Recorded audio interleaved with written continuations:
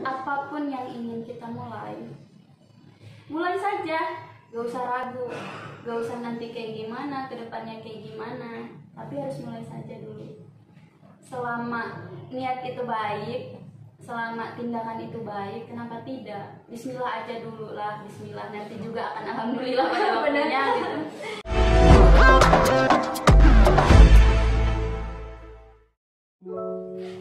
Halo Sobat Kabar Banten, balik lagi di podcast Bantenes ya. Nah, hari ini aku kedatangan tamu nih dari alumni mahasiswi UIN SMA Banten. Halo Teh, gimana nih kabarnya? Halo, alhamdulillah sehat. Boleh dong perkenalkan diri terlebih dahulu nih, biar Sobat Kabar juga nih bisa mengenal sosok Teh yang satu ini. Oke, baik. Bismillahirrahmanirrahim. Assalamualaikum warahmatullahi wabarakatuh. Alhamdulillahirrahmanirrahim. Terima kasih kepada teman-teman dari PPL ya, teman-teman PPL dari UIN sama dari UTK yang sudah mengundang gitu, bukan mengundang sih, tapi lebih kepada ngajak ngobrol gitu, ngajak ngobrol saya di sini. Kayak senang sekali bisa bertemu dengan kalian semua, kawan-kawan yang memang sudah lama sekali kita tak jumpa ya, Ul ya. Perkenalkan, nama saya Tatu Raudatul Hasanah. Saya asli dari Lebak, Banten. Jadi saya sapa orang Lebak, halo orang Lebak ya. Ya, kebetulan saya di sini alumni KPI UIN SMA Banten yang sekarang alhamdulillah melanjutkan pendidikan lagi. Dan apa lagi? Dan halo sama Lebak, Rangkas Bitung ya. Ya. Gini Teh, aku kan mau nanya nih, Teteh jalur masuk ini SMA Banten. Nah, gimana tuh Teh prosesnya atau jalur keberapa Teteh masuk di kampus UIN? Iya, bukan mungkin sih. Waktu itu saya masuk jalur UMPTKIN yang katanya lumayan sulit ya, tapi ada yang lebih sulit sih, jalur PCMB. Di situ mungkin UMPTKIN itu anggaplah jalur tengah-tengah gitu, dari SPAN, terus UM sama PCMB. Waktu itu masuk jalur sih lumayan sulit-sulit susah gitu, namanya kita mau berjuang ya, pasti adalah proses yang menjadi penghambat ataupun pendukungnya. Waktu itu pertama kali masuk UMPTKIN biasalah daftar dulu, mungkin sekarang juga masih sama ya, masih sama kayak gitu, cuman bedanya pas pandemi ini banyak sekali proses-proses yang menggunakan secara virtual atau online ya. Terus apa ya, Benar banget. ya Online sekarang serba online ya. udah serba online. Dulu seru banget ujian juga ya, itu sekitar ada 150 soal atau lebih gitu lupa. Nah, di situ emang soalnya campuran banget karena kita basicnya mungkin perpaduan umum sama agama, jadi emang mau gak mau gitu, kita bukan dari anak IPA gitu, bukan dari anak IPA ya harus mengerjakan soal kayak gitu kan, lumayan gitu. Nah, kalau pas UMPTKIN itu ada tes ngaji nggak sih Teh? Kalau tes ngaji itu nggak ada. Oh, soalnya kan kalau di PCMB nih ya, kayak jalur terakhir kan kayak lebih tes tentang keagamaannya juga, ada lisannya, tes ngajinya juga. Nah, Teteh juga nih kalau nggak salah Teteh dapat beasiswa S1 ya Teh. Boleh dong sharing-sharing nih, cerita gimana prosesnya, tahapannya. Waktu itu setelah daftar PCMB dan dinyatakan lulus dari PCMB itu, Teteh langsung UMPTKIN, maaf ya, Teteh langsung daftar bidik misi. Kalau sekarang itu namanya KIP kuliah. Nah, tahapannya pun mungkin sama dengan sekarang, cuman ya Allah itu prosesnya yang luar biasa, karena ya kita gimana sih, orang kampungnya agak sedikit kudet soal teknologi. Jadi ya Allah, itu banyak sekali rintangan. Terus posisi juga bukan orang kota, jadi ketika harus ngurusin ini, kita harus dari kampung nyubuh harus ke Serang gitu, buat supaya kita nggak telat datang ke sini. Waktu itu diantar sama kakak, kebetulan ya kakak juga bisa menyempatkan subuh datang ke sini jam 8 dan jam 9-nya itu langsung ada tes wawancara. 3 ya, ada 3 waktu itu. Pertama sama tahapannya kita daftar PCMB itu, karena syarat dari masuk bidik misi itu harus lulus PCMB, UM maupun SPAN gitu. Terus setelah itu baru ada namanya seleksi berkas, yang mana harus mencantumkan surat keterangan tidak mampu dari kelurahan atau desa, terus harus surat rekomendasi dari sekolah, terus surat kayak surat pintar ya, karena bidik misi itu bukan sekedar beasiswa buat orang-orang yang tidak mampu saja, tetapi beasiswa buat orang-orang yang punya prestasi ya, karena setiap orang pasti punya prestasi. Itu tesnya itu tulisan atau apa? Ya, untuk seleksi berkas itu cuma berkas saja. Cuman setelah itu dinyatakan lulus seleksi berkas, baru tuh ada pengumuman buat seleksi lisan. Nah, itu wawancaranya macam-macam lah, suruh ngaji, terus ditanya tentang keluarga, ditanya tentang pas sekolah, terus tinggal di mana, terus ditanya juga soal apa, kita nih kemampuannya apa, kita mahir di bidang apa, nanti dites di situ. Kayak misal ya, contoh awal itu kemampuannya di bidang dakwah, nanti suruh dakwah di situ, kayak gitu. Wah, dakwah berarti keluarin dari dalil ya. Enggak juga sih, cuman ya lebih kepada membuktikan. Kayak misal teman-teman di sini kan banyak sekali yang punya potensi baca kitab gitu ya. Nanti juga di situ dites juga. Berarti salah satunya di tes nih. Berarti tesnya baca kitab ya. Enggak baca, lebih ke hafalan kita. Iya. Cuman enggak sehebat orang-orang. Tapi ya alhamdulillah, maksudnya kan hafalan beberapa kitab juga. Enggak ya Allah. Tapi amin aja, amin. Terus kan Tete juga nih aktif banget nih di organisasi ya, eksternal ataupun internal lah setahu awal nih ya. Terus juga kita satu organisasi itu ya pernah. Tapi ya apa ya, caranya gimana nih bagi waktu antara organisasi sama MK? Namanya kita mahasiswa, mungkin masih amatiran, mau kesini mau kesana, pengen ini pengen itu, ya masih pasang surut. Cara kita mengimbangkan organisasi sama MK sih sebetulnya ada pada diri kita sendiri, karena organisasi itu anggaplah sebuah kebutuhan, tapi MK itu adalah sebuah kewajiban. Karena gini, kita niat masuk perguruan tinggi itu untuk apa? Itu pertama yang harus kita perbaiki gitu, apakah kita niat masuk perguruan tinggi itu untuk berorganisasi, apakah untuk mencari ilmu, ataukah untuk lulus tepat waktu dan lain sebagainya. Mungkin teman-teman punya tujuan dan niat masing-masing gitu ya. Cuman di situ karena Teteh orangnya apa ya, kembali lagi kepada niat awal gitu, masuk perguruan tinggi itu ya belajar apapun gitu, belajar apapun. Jadi MK tetap prioritas utama, karena selain itu Teteh juga kan punya kewajiban lulus tepat waktu, karena bidik misi ya, terus harus mempertahankan nilai, jangan sampai turun. Nah disitulah yang harus kita camkan. Jadi organisasi itu hanya untuk mencari pengalaman yang lebih luas saja. Jadi jangan sampai organisasi itu menjadi prioritas utama. Tetap MK itu nomor 1 yang tidak boleh ditinggalkan. Jangan sampai gara-gara kita sudah terlalu menyelami organisasi itu, maka kita sampai rela itu ninggalin MK. Jangan sampai kayak gitu. Semua itu ada batasnya lah, semua ada batasnya.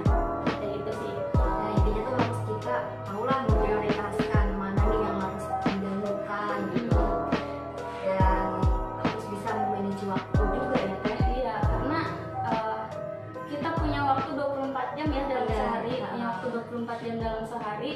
Ya untuk MK sampai jam berapa sih? Paling sampai zuhur gitu ya. Terus untuk organisasi, paling organisasi itu hanya membutuhkan waktu dari zuhur sampai sore, karena organisasi yang memang mengedepankan nilai-nilai disiplin atau ya gitulah, bekerja sama dengan orang-orang yang mau belajar, mau aktif dan sebagainya, itu pasti dia tidak akan sampai mengganggu mata kuliah. Karena kita sudah diberikan porsinya masing-masing. Untuk organisasi ya pada waktu itu, untuk MK juga ada waktunya.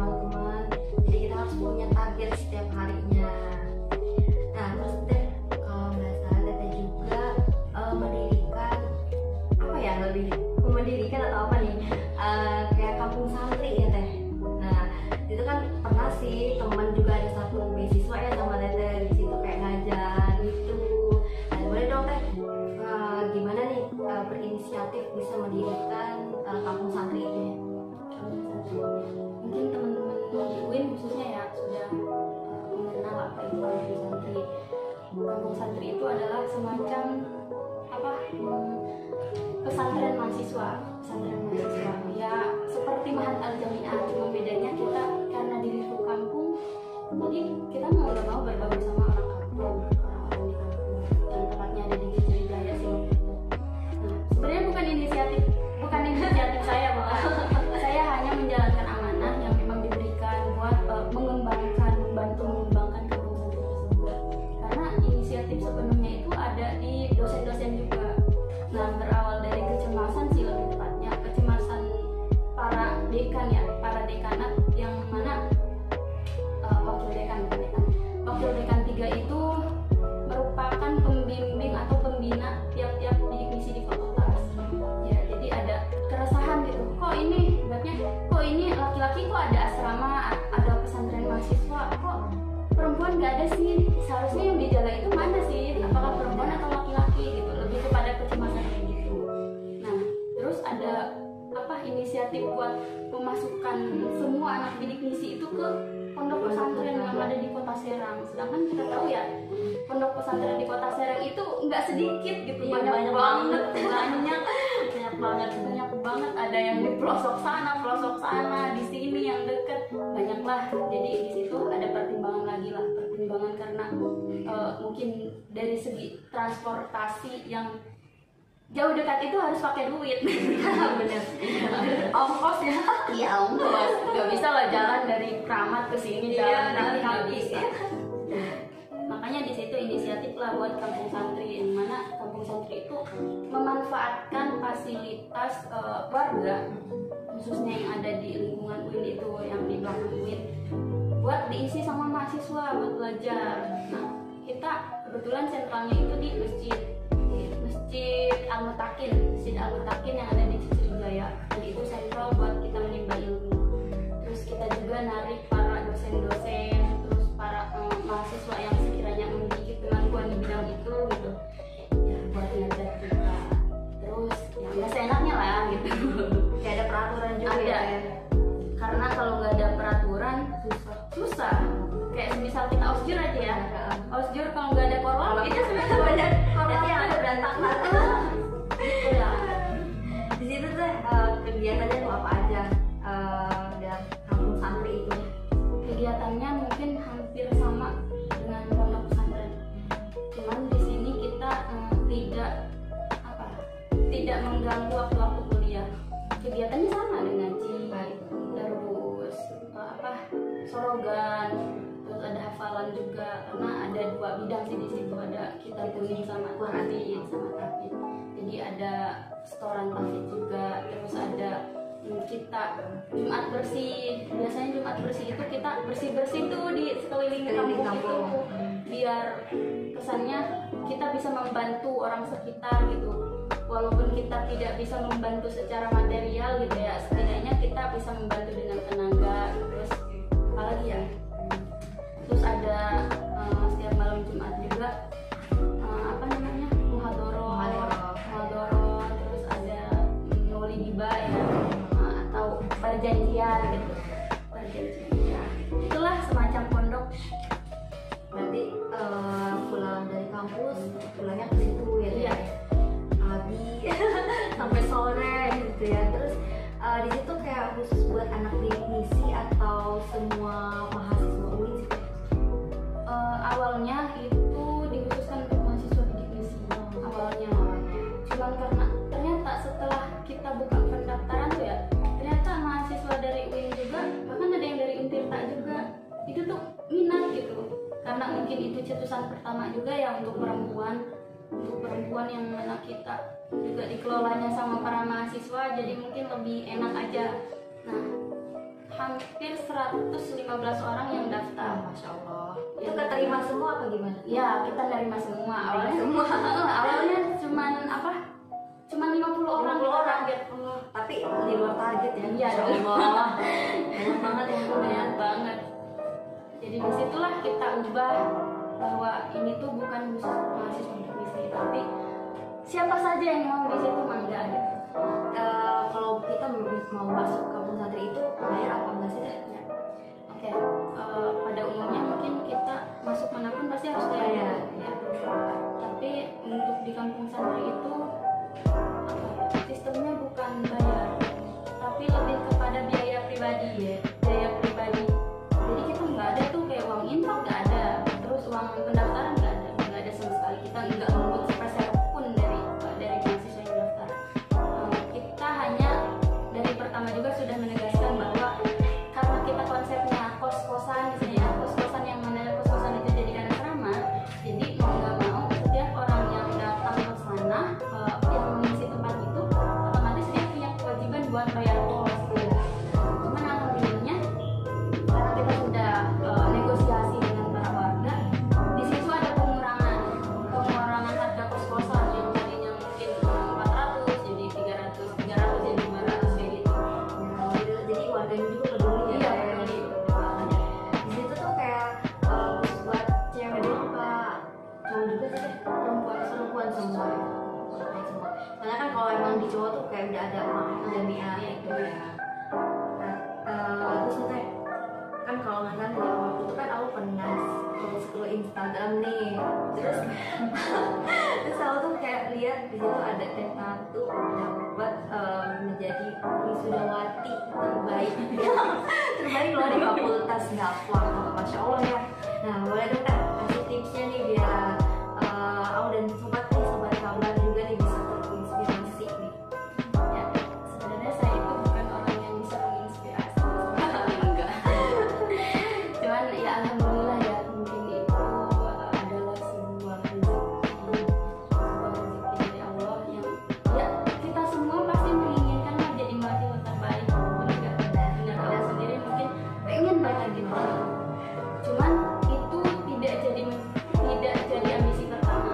Ambisi pertama itu kita cuma pengen gimana caranya saya lulus tepat waktu, bisa banggain orang tua gitu, bisa tidak menambah beban orang tua gitu untuk biaya ini ya, biaya sehari-hari di kota saya lah.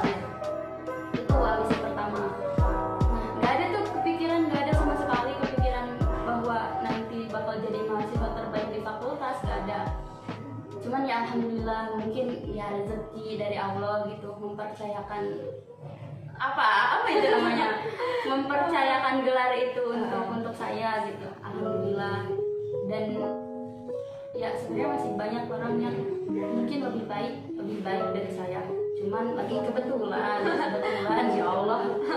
Ya tipsnya mungkin teman-teman juga pada tahu ya, pertama mungkin harus aktif dalam kelas, karena masa sih mahasiswa terbaik tapi ngomong aja depan dosen gemeteran gitu. Iya, jadi itu emang kuncinya harus aktif dulu di kelas, minimal sering nanya, minimal nambahin gitu. Terus selain dari itu kita juga harus ya usahakan bisa dekat dengan dosen, karena dosen itu guru. Dosen itu guru kita, mau nggak mau kita tuh harus takdim, kita tuh harus mengambil apa-apa yang dosen punya, mengambil ilmunya, menyerap ilmunya. Itu dengan cara mendekati dosen. Bukan berarti kita mendekati dosen itu pengen ke sohor. Iya benar kan? Iya kayak biar dapat nilai nih gitu kan ya.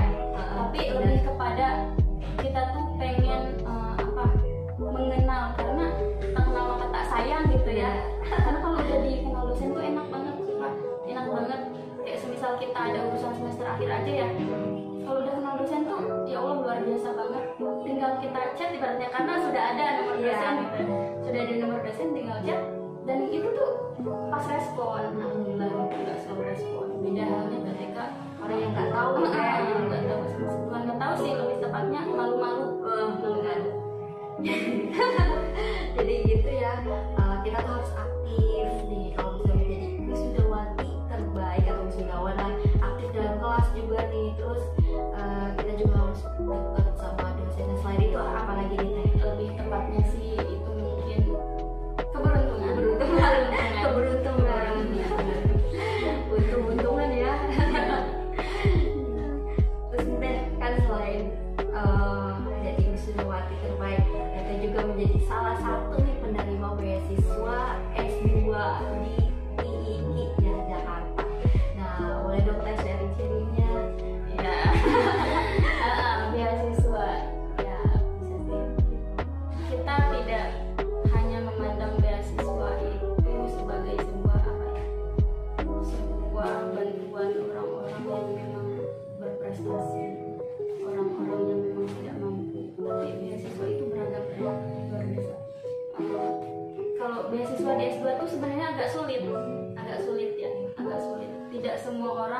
bisa bisa menerimanya, karena jarang banget kampus-kampus yang ngadain beasiswa untuk S2, jarang banget.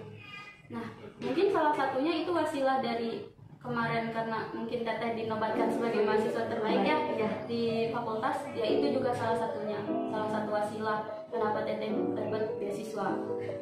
Terus ya tahapannya hampir sama kayak beasiswa pada umumnya, yang mana tahapannya itu ada pendaftaran juga sama, terus seleksi berkas juga, terus wawancara juga, emang ada. Dan di situ wawancaranya luar biasa, karena kita ditantang baru masuk udah suruh buat proposal tesis Kan masih bingung ya, baru lulus langsung bikin tesis kayak gitu ya Allah. belum mengenal tesis itu kayak gimana, cuman ya mau nggak mau karena kita dituntut buat itu, ya udah semuanya kita membuat proposal tesis. Dan lagi-lagi kita kembali kepada sebuah kata, keberuntungan dan rezeki. Itu tidak lepas dari itu, beneran. Terus ya selain itu kita juga banyakin doa, banyakin relasi itu penting. Maka di sini kembali ke organisasi tadi, sebenarnya kita banyak banget peluang untuk mendapatkan beasiswa. Terus di situ kita bisa memanfaatkan orang-orang di sekitar kita, orang-orang yang khususnya punya pengaruh tinggi untuk menjadikan sebuah relasi untuk kita mencapai tujuan tersebut. Terus doa ya tentunya, doa, usaha ya pastinya nanti seimbang tuh. Ya, karena apa ya, kalau misalkan kita hanya usaha sama aja benar ya, bukan bohong, sombong. Kalau cuma doa kita bohong. Itu ya, itu ada seimbang ya. artinya seimbang. Nah, habis kita usaha, doa, nah baru tuh kita serahin aja tuh sama Allah gitu. Terus Teteh tuh ngambil jurusan apa, atau sejalur sama S1 atau enggak nih? Ya mungkin lucu sih ya, S1-nya komunikasi, S2-nya tiba-tiba bilang tafsir, ilmu Al-Quran tafsir atau IAT ya. Walaupun di situ mungkin Teteh nggak ada sama sekali basic di bidang IAT ya, karena kita dijelinnya komunikasi di S1-nya, tiba-tiba langsung masuk tafsir, kaget lah. Tapi ya kembali lagi, karena mau apapun itu jurusan yang kita pilih, tetap itu adalah sebuah pilihan yang harus kita selesaikan.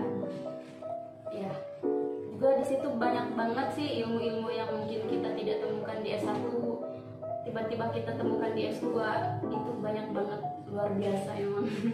S2 itu luar biasa. Terus kan di S2 itu Teteh ngambil tafsir, di situ tuh kayak dipilihin atau gimana? Pilih sendiri? Karena di IIKI itu untuk S2 itu hanya ada 3 jurusan kalau nggak salah, 3 jurusan. Pertama ilmu Al-Quran tafsir, yang kedua itu pendidikan agama Islam, dan yang ketiga itu hukum ekonomi syariah. Mana yang lebih mendekati kita dari fakultas dakwah nyebrang ke Unsuluddin, itu daripada kita dari fakultas dakwah nyebrang ke hukum, kayaknya kurang sih ya, kayaknya lebih emang benar lebih dekat ke ilmu Al-Quran ya, soalnya kan kita juga kan fakultas dakwah ya, jadi itu kayaknya mungkin nggak awam banget lah. Buat dakwah juga itu, buat dakwah buat dakwah juga. Terus pengalaman nih selama Teteh di S2 kan pastinya punya relasi baru, adaptasi baru ya kan, gimana Teteh? Oke, untuk pengalaman, semua orang pasti punya pengalaman masing-masing, yang punya pengalaman tersendiri. Untuk Teteh pribadi, karena di sini tadi Teteh dari jurusan komunikasi tiba-tiba nyebrang ke S2 ilmu Al-Quran tafsir, itu lumayan kaget. Kagetnya pertama karena masih online aja udah kaget sih. Gimana kalau offline? Ya masih online. Itu kaget lihat mata kuliahnya itu loh, ya Allah, masya Allah. Mata kuliahnya ada ilmu qiraat, terus ada sejarah tafsir di Indonesia,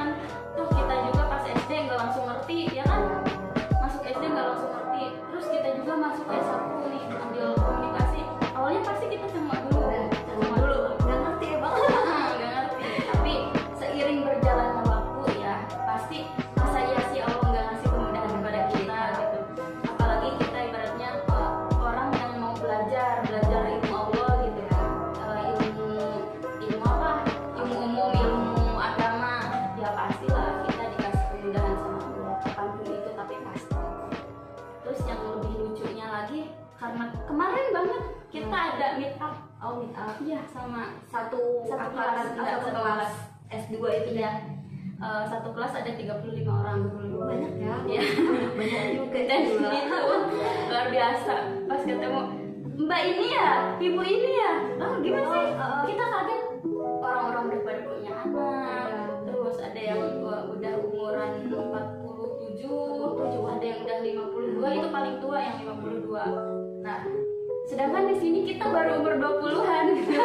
20-an dan belum sama sekali punya status menikah. Masih jomblo. Terus belum bawa buntut juga ya, belum bawa anak. Dan itu juga luar biasa sih, kita harus bisa menyeimbangkan, harus bisa beradaptasi dengan para orang tua yang luar biasa semangatnya gitu. Masa iya sih mereka aja semangat, masa kita yang masih muda gitu. Terus deh, kan abis lulus tuh ya, apa langsung ke Jakarta atau gimana teh?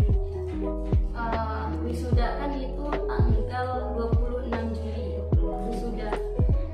Teteh tanggal 15 Agustus ke Jakarta. Itu buat apa tuh? Buat tes seleksi atau apa? Enggak. Kalau tes yang kayak gitu udah selesai. Jadi kita bukan kita. Lu aja kali ya.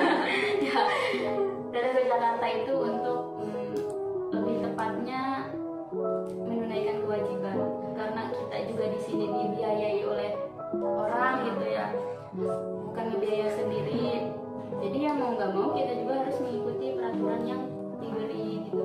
Tadinya kalau misalkan udah suruh tinggal di sana buat macam-macam, ya udah kita ikut selagi itu baik gitu. Dan ya nanti juga bakal ngerasain Aul atau teman-teman dari Kabar Banten ya, dari Kabar Banten kalau misalkan punya pengalaman yang sama nanti juga bakal ngerasain. Jadi ya tetap semangat aja sih, tetap semangat, apapun pilihannya tetap harus kita syukuri, tetap harus kita mulai dan kita akhiri. Karena kalau hanya kita mulai saja tanpa mengakhiri, ngambang. Kalau S2 itu teh kira-kira berapa tahun sih? 2 tahun. Paling cepat sih, paling cepat. Tapi emang dituntut buat 2 tahun karena kalau misalkan kita lebih dari 2 tahun ya tanggung sendiri biayanya. Oh gitu. Jadi harus 2 tahun ya, harus lah pokoknya mah 2 tahun gitu ya. Doain ya. Amin. Dan lulus nanti jadi apa nih teh? Gelar di belakang. Gelar di belakang. Dari belakang nama selain ESOL dan pasti ada M apa? MAG. MA apa MA? Masya Allah udah register loh. Amin ya Allah, amin. Biar jadi teh ada buat terusin nanti kan S2 nih ada lanjutan kan nih buat S3-nya. Harus ya teh. Wah jadi dokter. Kalau misalkan kita masih ada rezeki buat nerusin, ada kesempatan buat lanjutin, ada biaya juga, ya kenapa tidak gitu, kenapa tidak? Karena ilmu itu bukan cuma kita nyari gelar saja, Iya benar. tapi lebih kepada apa sih yang belum kita tahu. Kayaknya harus nih nyoba buat ini, itu harus. Jadi jangan semata-mata kita kuliah itu buat jadi sarjana, ngejar gelar, bukan cuma itu aja, tapi lebih kepada nyari pengalaman, nyari ilmu yang belum kita tahu, nyari relasi yang banyak banget, yang luas, yang lebih luar biasa gitu. Jadi gitu ya, tetap niat pertama harus lillahi ta'ala sih, tetap. S2 itu teh apa ya, kan jadi kan kalau di S2 itu kan biasanya kan ada kayak ya MK juga, kayak S1 kan sih teh kayak kita ada dosen, kadang-kadang ada enggak gitu deh, apa selalu ada atau gimana? Kayaknya kalau untuk siklus itu ya sama aja. Ada dosen, cuma kalau S2 itu beda. Jadi ada dosen itu bukan kita seneng, nggak ada dosen itu bukan seneng, Malah kita kayak rugi gitu ya. rugi benar-benar rugi. Karena dosen-dosen S2 itu bukan main, luar biasa. Killer nggak juga? Kalau killer sih enggak, tapi lebih kepada karena ilmunya itu tinggi ya. Jadi gimana caranya kita ya tidak tidak menyamaratakan semua dosen itu sama. Ya, sama sih, semua dosen itu sama-sama guru yang harus kita takimi. Cuman pengalaman yang lebih ini lagi ya, luar biasanya dosen-dosen S2 itu luar biasa nih. Insya Allah. Kayak ada nih dosen yang memang udah sepuh, beliau itu udah punya sanad dari sanad ikatan ke Rasulullah gitu. Beliau itu ahli qiraat, terus beliau juga salah satu kiai yang memang terlibat di penulisan Al-Quran. Ya, Al-Quran yang di Indonesia sebenarnya, di Al-Quran standar Indonesia itu. Terus ada juga yang setiap kali ada cabang MTQ ya, MTQ provinsi, ya provinsi kemarin itu di mana, di Maluku ya kalau nggak salah, itu selalu menjadi dewan hakimnya. Dewan Hakim. Iya, jadi luar biasa banget sih. Jadi rugi kalau misalkan kita nggak ketemu langsung sama Berarti masih online ya teh? masih online. Belum pernah sama sekali gitu teh ketemu dosen yang S2 nih yang ngajar teh gitu? belum pernah, karena belum ada keputusan buat offline. Kemungkinan Januari udah offline kemungkinan. Terakhir nih teh, kasih dong pesan-pesan nih buat sobat buat anak milenial nih ya, lebih semangat lagi malah ya. Apa ya pesannya? Pesan untuk seluruh pelajar Indonesia dari Sabang jadi kan nama kecamatan sendiri, dari Sabang sampai Merauke. Apapun yang kita hadapi, dimanapun kita berada, jadi apapun kita tetap harus selalu syukuri itu. Terus apapun yang ingin kita mulai saja, gak usah ragu, gak usah nanti kayak gimana, kedepannya kayak gimana, tapi harus mulai saja dulu. Selama niat itu baik, selama tindakan itu baik, kenapa tidak? Bismillah aja dulu lah, Bismillah, nanti juga akan alhamdulillah pada waktunya gitu.